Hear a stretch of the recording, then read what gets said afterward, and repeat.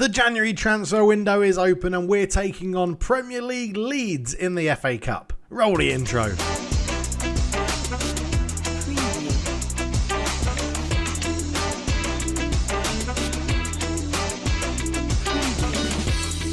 Hello and welcome back to the Football Manager Sunderland Save, and it's been going reasonably well.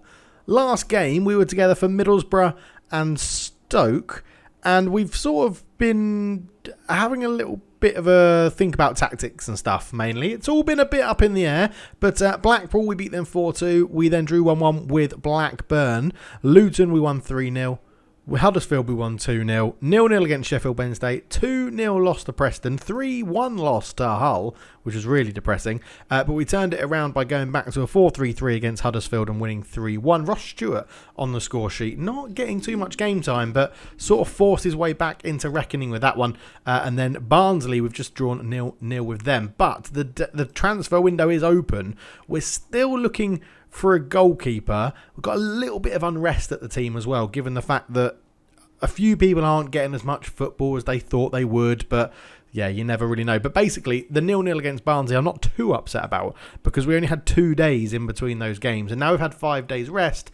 We're not doing too bad. If you look at this team, so Fletcher started up front, Corey Evans started in midfield, Luke O'Nien started, Sam Hughes had to start in this one as well. So the game was becoming thick and fast. We had to rotate the team, and it didn't really pay off. But a 0-0 draw, not too upset with that. We're still in 8th in the Championship as well, so hanging on to the competition for a playoff spot. The bad results sort of did impact us a little bit, but overall, I feel like we're doing well actually. I'm still happy. First season in the Championship, 25 games played, 41 points, 3 points off a potential playoff spot. And you look at who's in this league and the teams that are struggling. You know, Swansea look like they're going to go down. They're not really putting up too much of a fight. QPR, Birmingham, Bristol City, Stoke, Portsmouth, Watford are struggling. I say struggling. They're 1 point behind us. Us, Sheffield Wednesday, Brighton, Hull, Burnley, West Brom, all good teams. And we're hanging in 7 points off the lead. It's pretty close. It's pretty compact. And as we said in the last episode, this is 2023 now, so the World Cup's happened and everyone's sort of recovering from that period of the World Cup, because the World Cup's only just finished. Like 2022 Christmas, it was around here. Who won it? I think France won it, if I remember rightly. I did have a look. Yeah, France won it. Holders France. They beat the USA on penalties in the final. There's been some strange results in people's games. France beat Spain in one semi-final. USA beat Italy. USA knocked us out on penalties in the quarters as well. So yeah, it was a bit strange, a little bit strange. But USA came runners up in the World Cup and France won it. And overall, we've just got to hope we can get through the now condensed second half of the season after the World Cup, and it's going to start with a game against Leeds. And as I said, we are on the hunt for a goalkeeper. But there just isn't much out there, to be honest. Goalkeeper between the age of 15 and 45. That's the only sort of preference we've put on it. There's a couple out there, but like if you look at who our scouts are recommending, it's James Trafford, who's a young keeper from Reading, and that's not what we need. We need a first-team ready goalkeeper. And Kaminsky is one I was looking at, and I do quite like it, but rushing out 16, eccentricity 17... isn't brilliant, but all round he's a good goalkeeper, 30 years old, not done too bad for Blackburn this year. 23 conceded in 25, 8 clean sheets and a 6.92 in the Championship, and they are flying relatively high in the Championship. You look at Jed Steer and he's all right, he's doing a decent job, 6.95, 33 conceded in 25, 7 clean sheets in the Championship.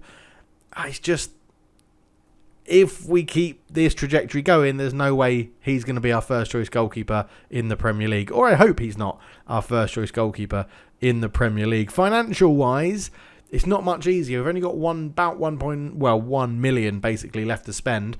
We do have a lot of wages, about 20 grand to play with in wages, so we could potentially go and get a bigger keeper on pretty good wages. And the overall balance is looking good at 11.5 million. I don't know if we say, can we have some more money?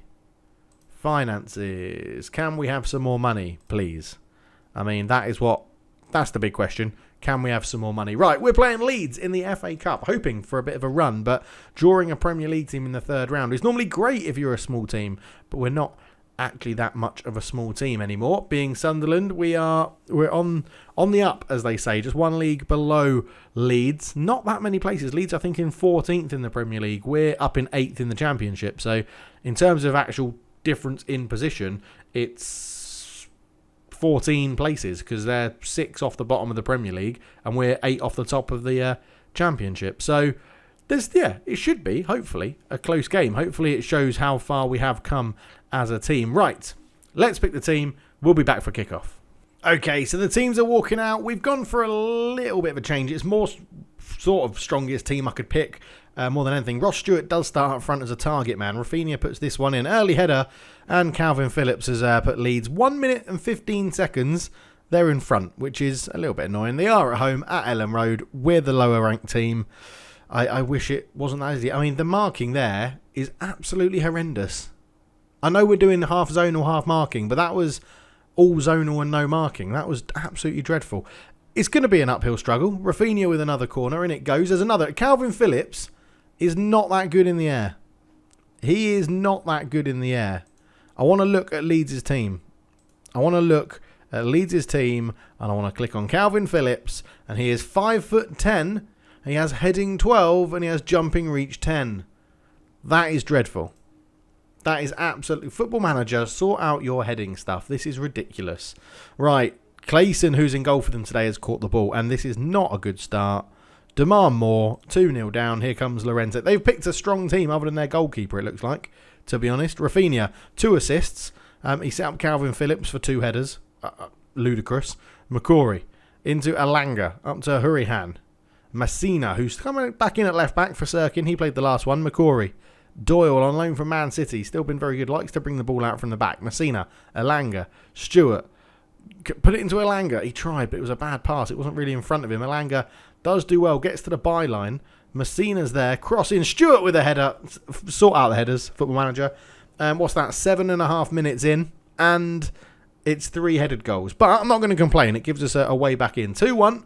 2-1. Elanga did very well on that left-hand side. Laid it back.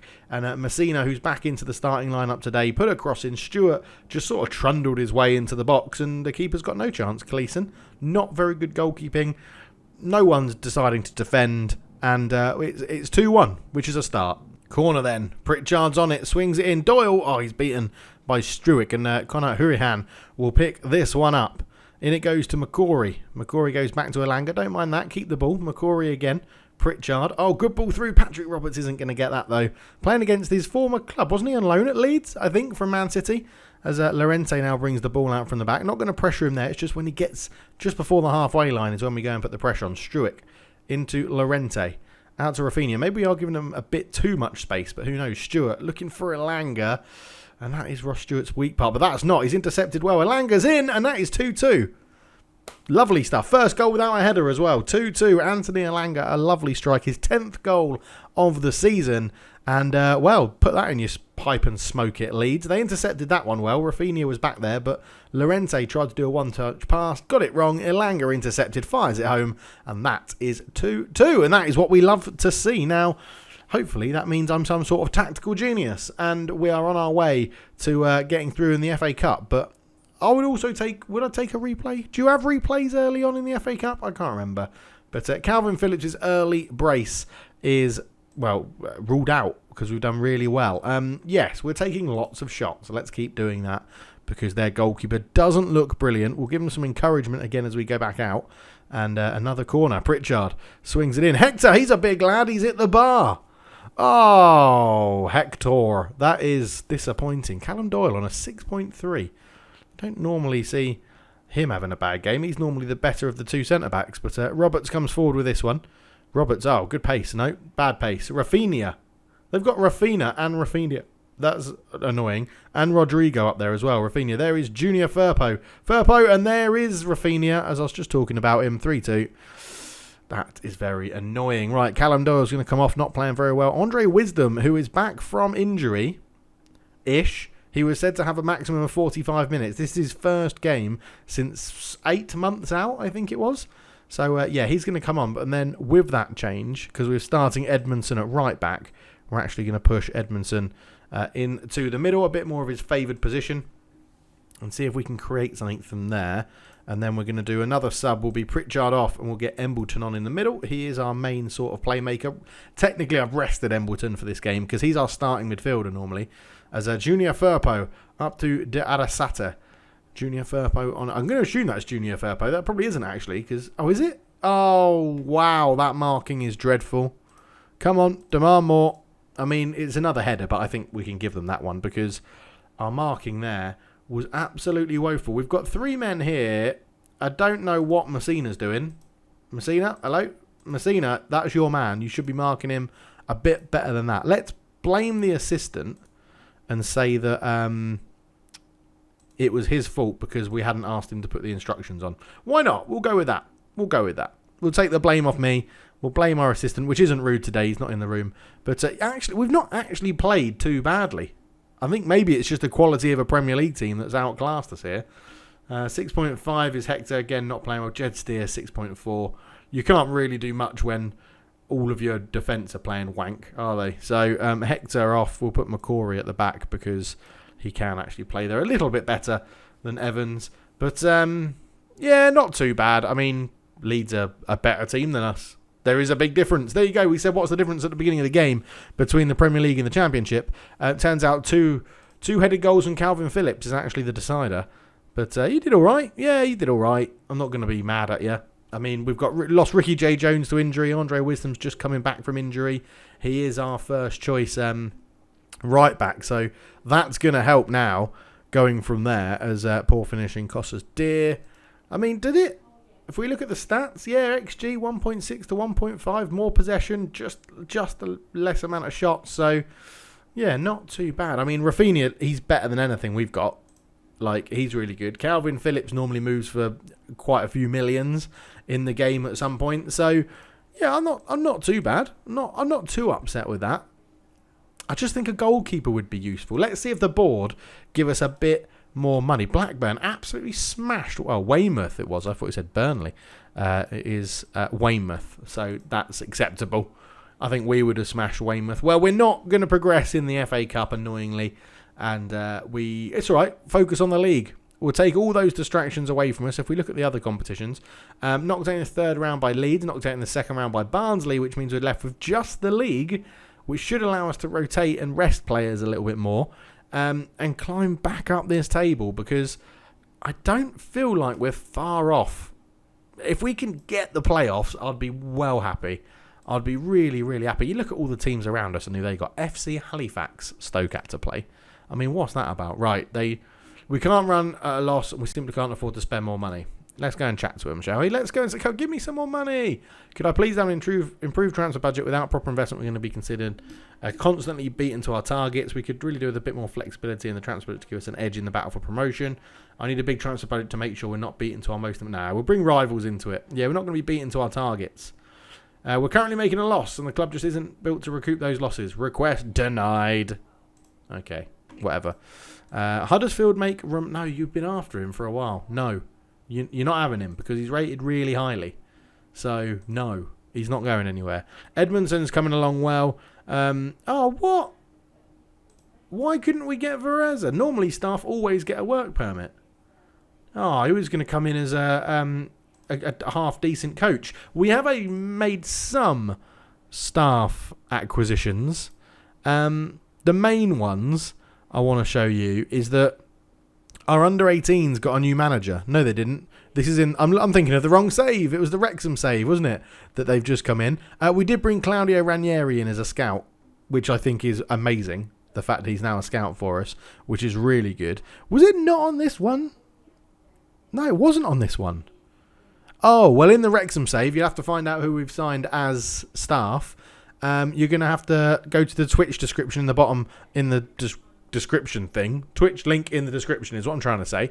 And you have to follow me on Twitch and find out who we've signed as our under-18s manager for Wrexham, because that save is so much fun. It is really good fun. It is really good fun. We brought in Nicky Butt as a new head of youth development, who is very, very good as well. So I'm hoping that he has a bit of influence about bringing over bringing in new youngsters and stuff like that, and we get a golden generation or something. But yeah, you can see Sirkin wanted by Norwich, Embleton wanted by Sheffield United. Right, let's go and see if I can find a goalkeeper. Okay, so we haven't managed to actually find the goalkeeper yet. We've got our scouts busy looking for other ones, but two transfers that probably are going to be going through is Dennis Sirkin. Tottenham have paid his release fee or his buyback clause again of £6 million, which is a little bit annoying, but the profit is massive. £5 million profit from what Sunderland bought him for before we got here. Yeah, he's worth more, but there's not much we can do. He's not signing a new contract with us, and the contract doesn't get rid of the buyback clause. That's a time thing. Like, it's there. I'm pretty sure it is only up until a certain point. I don't think it's forever. But, yeah, so Dennis Sirkin might be leaving. And the next one is Luka Ilic, who's asked to go on the transfer list because we're not playing him enough. He's actually been injured, and when he has played, he's done okay. 3 goals in 16, 1 assist, 6.93. But Brighton have made a £5 million bid for him. That's the most value I think we can get. I'm not going to be too upset. I was very excited to have him on board and see how he plays. But for £5 million for someone that has had his injuries, not played brilliantly, and he's on 14 grand a week, I will take that. So when we come back, I imagine at the end of January to do deadline day in 2 weeks time or so, we'll see how all the transfers have progressed. And if we don't come back at the end of January, it's because nothing's progressed. So we'll see how it goes. I do hope that you have enjoyed this video though, and if you have, please leave a like, subscribe, leave a comment down below, all that good stuff. The more likes, the more comments, the more subscribers the channel will get, and we're about 10 or 15 subscribers probably by the time this goes live, away from 6,000, which is absolutely brilliant. Thank you all so much for the support. We'll be back for another video soon. I know there wasn't that much drama in this one other than Calvin Phillips scoring 2 headers. Being 5'10" is always impressive. But thank you so much for watching. For now, I'm out. Cheers.